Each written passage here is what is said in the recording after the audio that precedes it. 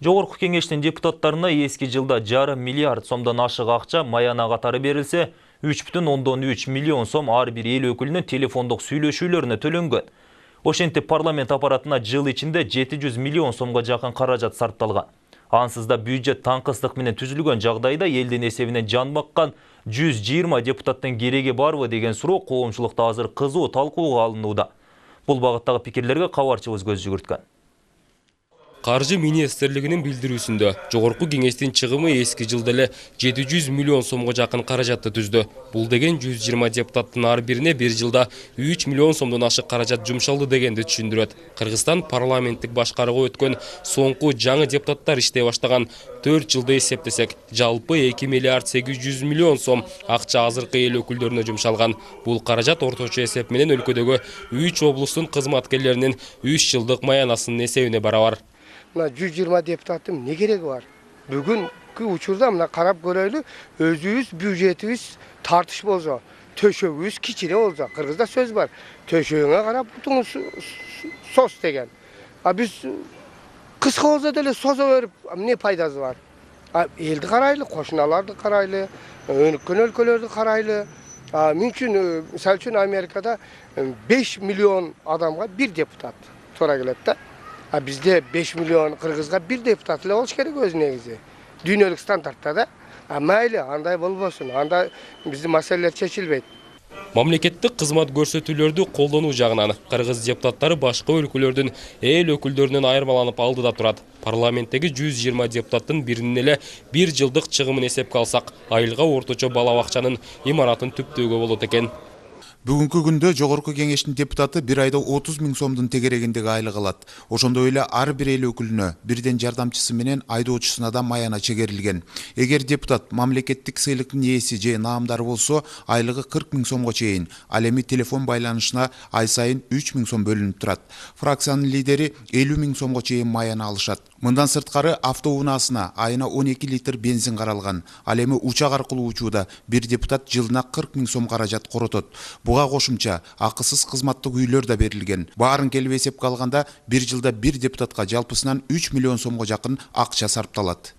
Мамлекеттик чиновниктердин чыгымдарын кыскартуу демилгеси мындан 3 жыл мурда демилгелengени менен азыр ошол бойдон бекилип келет. Ошол эле кезде алгачкылардан болуп, кыскартууга барып, мамлекеттик каражатты үнөмдөдүк деген парламенттин былтыркы чыгымдарына көз жүгүртсөк, 9 ай ичинде парламенттин айлык акы чыгымдары 500 миллион сомду түзүп, депутаттардын кызматтык иш сапарларына 16 миллион сом чыгымдалган. Алардын телефондук байланышына жана коммуналдык төлөөсүнө 10 миллион сомдон ашуун каражат сарпталган. Депутаттардын транспорт чыгымы 21 миллион сомду чапчыса, майда чүйдө чыгымдар деген берененин өлчөмү эле 20 миллион сомго барабар болгон. Мындан сырткары күндөлүк чыгымдар үчүн 23 миллион сом ажыратылган. Жогорку кеңештин төрагасынын орун басары Айсия Сасыкбаева депутаттар чынында эле ашыкча артыкчылыктарга ээ болуп алганын моюнга алды. Чынында эле ашыкча артыкчылыктар бар. Мисалы үчүн депутаттардын уюлдук байланышы үчүн ай сайын 3 000 сомдон бөлүнөт. Ошону 1000 сомго чейин эле чек койсок болмок. Анткени депутаттар шайлоочулар менен ай сайын 3 000 сомдон ашык сүйлөшүшү мүмкүн эмес.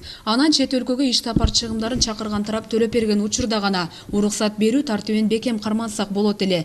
Негизи практикада чакырган тарап депутаттын жол киресин, тамак ашын жана чөнтөк чыгымдарын төлөп берет. Бирок мен угуп калдым, биздин айрым депутаттар чакырган тараптан да алып, анан келип парламенттин эсебинен дагы иш сапар чыгымдарын төлөтүп алган учурлар бар экен. Мына ушунун бардыгын тартипке келтирсек жакшы болот эле. Мамлекеттин акчасын үнөмдөсө болот. Мисалы кызматтык машинадан, айдоочудан муктаждыгы жок болсо, үйдөн баш тартып, бири-бирине үлгү көрсөтүп, эл алдында саясий упайда топтоп алса болот. Экономисттердин айтуусунда быйыл бюджеттин тартыштыгы 28 миллиард сомго чейин жетти. Ал эми депутаттарга коротулган бир жылдык каражатка билим уясы тартыш болгон аймактарга 13 мектеп, 15 бала бакча сыяктуу социалдык объектилерди бүтүрсө болчудай. Ансызда каражат тартыш болуп турган чакта 2015 жыл учунда эл өкүлдөрүнө очойгон сумма бекитилди. Көптүгүнүн кереги жок. Мына бир ошол 120 депутат бир айда 4 миллиондан ашык акча жеп коюп атат. Айлыгы 30 000ден деп атат азыр. Ал үчүн биз күнү түнү иштеп, мына илим жактап, кандидаттык кылып, доценттикти, мына профессорлук алып, ушинтип чуркап, күнү түнү лекция өтүп жүрүп биз 10 000 айлык алабыз, дагы булар 30 000 алыш керек. жарытылуу эмгек кылбай эле. Салыштырыш керек да эмгекти. Эмгекти баалаш керек да. Туурабы? Вот мына ошого жараша иш жасаш керек. Бүгүнкү күнү 40 эле депутат болот. Башка мамлекеттерге салыштырмалуу, биздин депутаттар мамлекеттин эсебинен аябай көп чыгым сарпташат. Мисалы Казакстанда спикердин, анын орун басарларынын, комитеттин жетекчилеринин гана кызматтык машиналары бар. Калгандары белгилүү саатка гана дежур машинаны чакырып алышат. Россиянын мамлекеттик думасынын депутаттарына да кызматтык авто берилбейт. Ал эми Данияда эл өкүлдөрү коомдук транспортто, болбосо велосипед менен эле жүрүшөт экен. Тажикстанда болсо кызматтык машина берилбейт. Биздин депутаттардан 1,5 эсе чыгым аз сарпташат. Руслан Калматов, Улукбек Боронбаев, 7 канал.